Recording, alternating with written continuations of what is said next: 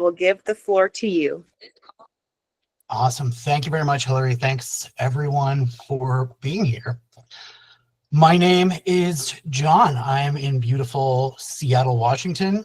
I actually hate counting days. It's not something I've ever done, but for this special occasion, I did the math, and I am on day 176 off of 8 to 10 feel frees a day, and before that, something like 60 to 80 grams of powder and capsules.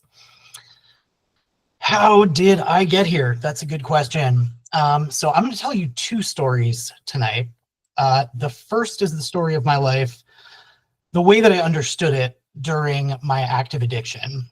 And the second is the true story that I have only pieced together after years and years of hard work, support, therapy, the works. So it all began in San Francisco, city by the bay. I was born there in 1986, and I was growing up always a kind of bullied loser. I was a fat nerd, didn't have any friends, bullied in school, just a pretty unhappy childhood. And it all came to a head in 8th grade when I became pretty severely depressed. All of the indicators, the signs and symptoms that you think about in depression. I stopped bathing. I could barely get out of bed. I had no energy, and trigger warning. I should have started with this for suicidality, but I was suicidal, and I made a pretty half-hearted attempt at taking my own life at age 13. I had no hope. We tried everything we could. My parents did their best, but they really had no frame of reference for how to deal with something like this. So they ping-ponged me back and forth to every professional they could. And I had a good upbringing. You know, my parents are still together. It was a good home.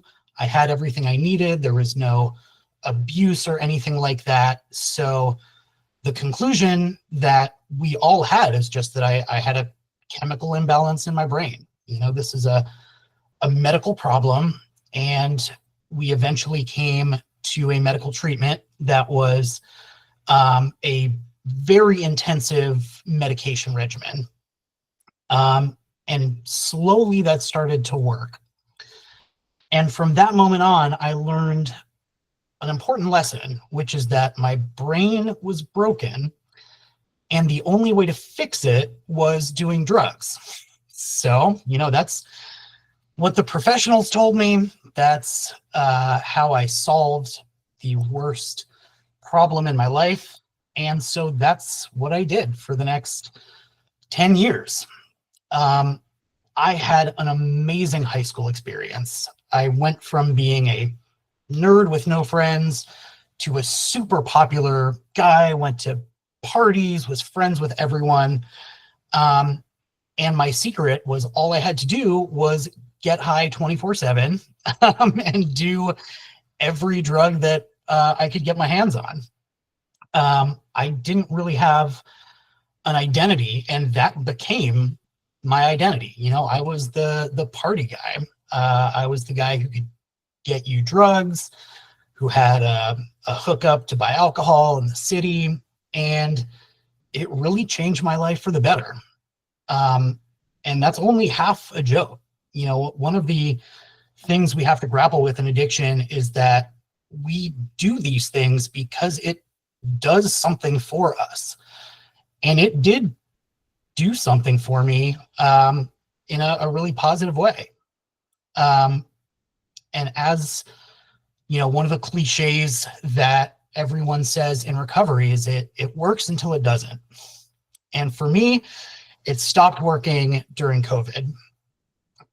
In 2020, my life from the outside was pretty incredible. I had a a very prestigious corporate career. I was making six figures. I had a wonderful partner I'd been with for 5 years.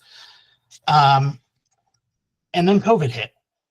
And I started to feel something I hadn't felt in decades at that point, which was very serious depression for, a number of reasons. But the explanation I came to is, well, for years and years, I've been able to deflect, to get out of my head. And now that everything's closed down, that I'm stuck alone with myself, I no longer have all of the distractions that I can use to avoid being alone with myself.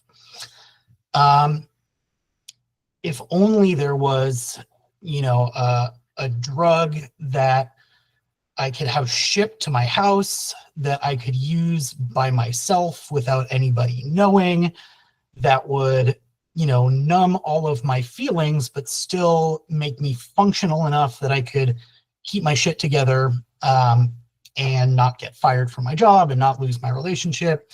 And that's Kratom. And that's exactly what it did. I'm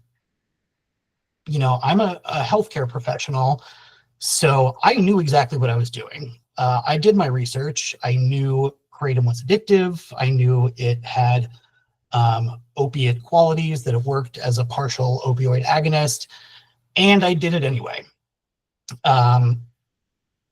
And the period from the first time I did it to full-blown addiction is, I think, the most boring part of this story. It's one that we've all been through, needing to do more and more, keeping it secret, lying to everybody I knew.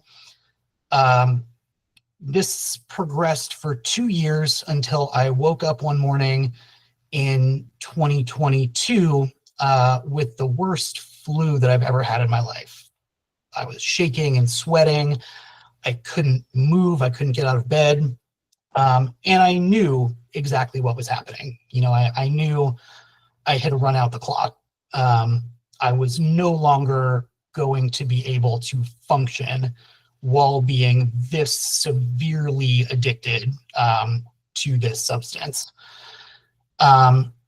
So I tried to quit by myself. I flushed my entire stash down the toilet. And then 12 hours later, I gave my partner some shitty excuse and I drove to the store and I bought another $100 worth. And repeat that for about 6 months in a row.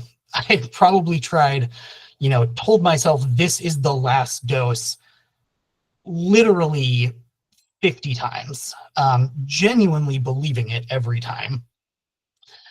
And finally, we have an incredible capacity to rationalize what we're doing. And eventually that just ran out. And I had to come clean to my partner. The most bizarre and hardest conversation I've ever had. Hey, guess what, honey? While we've been 20 feet from each other every minute for the last 3 years in quarantine, I have developed a crippling addiction to opiates. Didn't go well. You'll be shocked to hear. I took 2 weeks off work and I quit cold turkey. It did not go well. It was absolutely brutal. Pretty much just in the fetal position, shaking and sweating and crying for 2 straight weeks. But I kicked it, I got it all out of my system. I got a couple weeks in, I went back to work. And the first second that any minor little thing went wrong, I just catastrophized everything. Well, there's no way I'm going to be able to function. We're moving to Seattle from California. I have a big project at work. There's no way I can function without using. So I went full 400% back into using all day, every day. So from the very beginning, I was using to self-medicate. The depression came first and the substance use came second. But these create a negative feedback loop. The more I used, the worse my self-esteem got, the more I felt shame and judged myself. That made the depression worse. The worse the depression got, the more I needed to use to self-medicate. And I finally realized that I just was not going to be able to get out of this cycle by myself. So in December of 2023, I finally took the plunge and went to rehab. And it completely changed my life. I was very, very lucky to go to a place called Sabino Recovery in Arizona.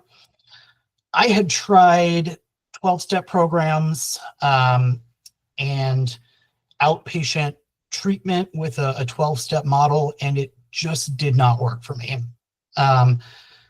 The place that I went to used a trauma-informed therapy model. And the moment that changed my life was when I had my first meeting with my counselor, and he said, tell me about your use, what got you into it? And I said, I'm a depressive person. For my entire life, I've had this chemical imbalance in my brain. And so I use to fix that problem. That's the only thing that works. And he said, what caused the depression? I said, nothing. That's just the way my brain works. And he said, bullshit. I don't believe you. I do not accept that answer. And that single moment changed my life. I went back through 30 years of experience and started looking at the way that my life had gone through a completely different lens. I looked at using not as medication, but as a learned pattern, something that was a coping mechanism that I had learned from somewhere. And I started to re-look at my entire life and build a completely different narrative about who I was and what was causing me to do the things that I do. And that story looks much different. So my childhood started in a really strange way. I was a child actor. So starting at age 5, I was working professionally, in commercials, TV, movies, and I thought of that as kind of a harmless hobby. I enjoyed doing it. But I realized another one of these life-changing moments was when my therapist told me, you realize you have trouble talking about your childhood because you didn't have a childhood, right? Like, you understand that? And that blew my mind. From literally before I could remember, I had been put in a situation where my entire self-worth came from external sources. When you go to an audition as a kid, sure, everyone's nice to you. You're a child, but you can't sugarcoat it. You either get the job or you don't. And when you're a professional, you fail more often than you succeed. That's just how it goes.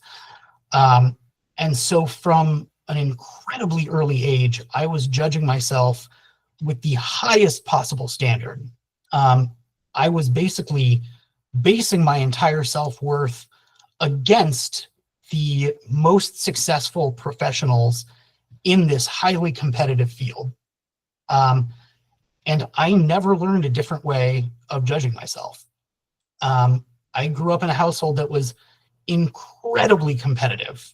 I'm the youngest of three. My older brothers are both golden children, the kind of people who went to the National Spelling Bee finals. One of my brothers has won the National Crossword Tournament 10 times, more than anybody else. These are incredibly, genius level, brilliant people. And for my entire life, my self-conception is that, I'm a failure. Sure, I'm doing better than some people, but I don't compare myself to some people. I compare myself to my family, and I'm never, ever going to be good enough to stack up to them. So I thought of myself as a failure. And during COVID, it got much, much worse. I worked in healthcare, and I was sitting at home. I'm not a doctor or a nurse. I work in electronic medical records, so an administrative role. And every day during COVID, the thought that kept running through my mind is, if I wasn't such a fuck up, I would be a doctor. I would be out there saving lives, in the trenches, going through hell with these heroes. And instead, I'm getting high in my pajamas and doing a bunch of bullshit Zoom meetings. So I just had this horrible self-judgment. And that was the basis of both my depression and my substance use. The cycle of shame and self-judgment that I felt. I didn't feel like I deserved love or deserved happiness. And so I felt like the cycle of having something external that would just dull all of my senses, I thought that's as good as life can be. I'm never going to be a worthy, successful person. So the best I can do is just self-negation, just feeling nothing, doing nothing. That's better than anything I can reasonably do. How did I turn that around? There are a few things, but the one, secret trick I have, doctors hate him, one magic trick, is that I just kept showing up. I got involved with refuge recovery in 2022, and I was using for years. I would go to meetings using, I met with my mentor using, and I still just kept showing up. I did outpatient and partial hospitalization programs. I relapsed through all of them, but I just kept doing it. And what that did is, it took me a very long time to break through 30 years of learned behavior. And, therapists could tell me, like, do a mantra, look in the mirror and say, you're a good person and you deserve love. Yeah, that didn't work the first time. It didn't work the 100th time. Didn't work the 1,000th time. But just keep showing up. One day, the exact same way that I woke up one day, violently in withdrawal, I found myself 6 months ago waking up one day and just being happy. It was like, the frog being boiled in a pot. I had no idea that it was happening as it was happening, but all of a sudden, after just doing the work day in and day out, going to meetings, staying in therapy, meeting regularly with my doctor and medical professionals, doing all of the work just eventually added up to happiness. I wish I could tell you there was a God shot or a single epiphany, but there was none. There was years of just staying involved with the recovery community and just showing up day after day after day. What happened was, when you're a part of a group like this group or like other recovery communities, you get positive reinforcement. You hear the right things.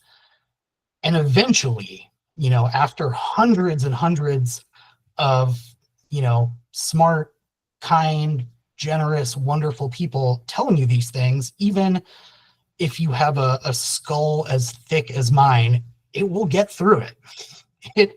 The message will eventually get through. I do want to give a special shout out to the Refuge Recovery Program. Something that absolutely changed my life was Buddhist practice. This is not just meditation, though meditation is a huge and integral part of it.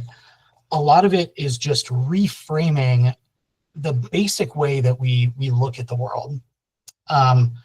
One thing that I don't think we talk enough about in recovery is the social context that we're in. The US is the most addicted and most mentally unhealthy society on the planet.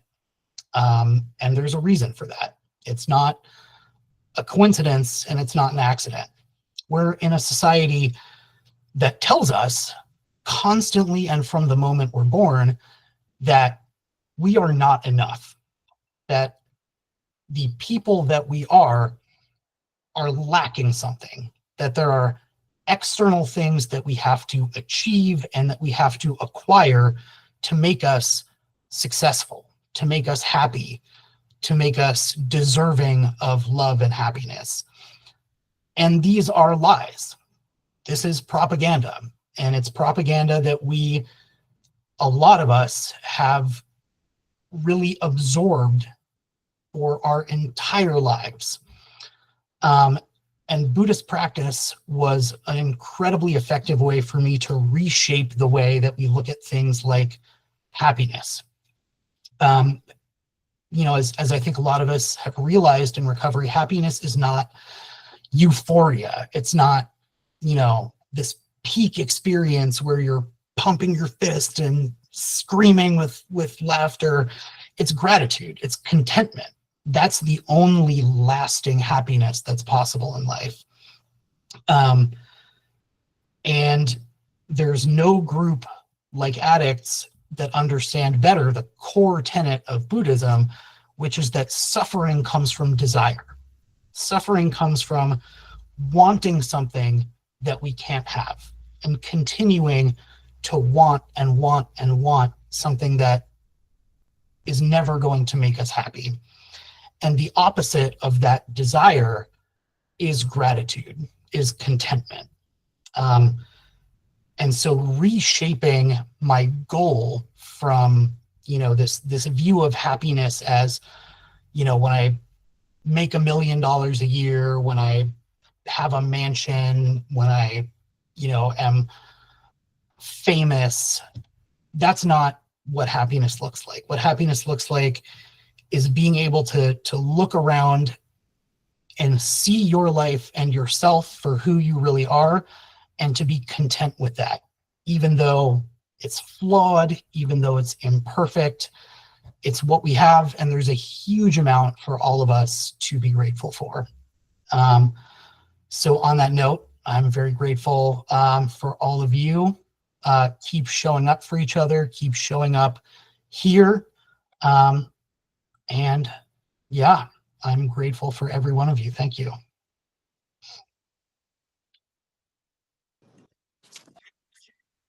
Hillary. Yep. Sorry. Yeah, I was just going to say, would you like We're to? in sync. Yes, yes, yes. John, if I could thank you so much for sharing your story with us tonight. Wow. Wow, wow. I am going to keep it brief because what else could I say? But I love how you ended with keep showing up, because that's the one thing I wrote down to speak on. Keep showing up. I kept showing up despite all the relapse.